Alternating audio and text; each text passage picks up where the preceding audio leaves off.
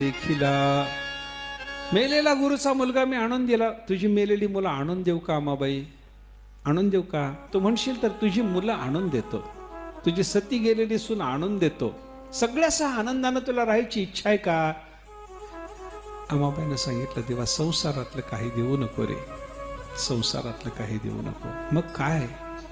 देवाने सांगितलं, अमाबाई जर तुला संसाराची अपेक्षा नसेल तर तुझ्या या विकल अवस्थेमध्ये तुझी सेवा करायला तुझा मुलगा नसताना मी तुझा मुलगा होऊन तुझी सेवा करतो.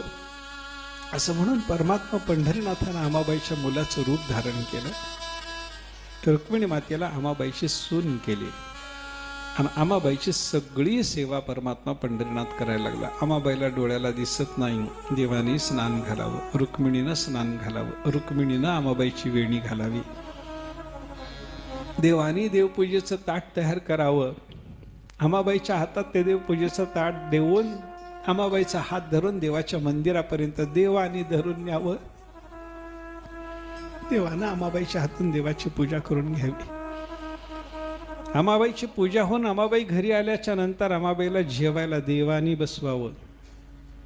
या देवाला जेवा देवा म्हणून प्रार्थना भक्तांनी लाख केल्याच्या नंतर हा जेवणारा परमात्मा, जो यज्ञावदानी काही नेघे माये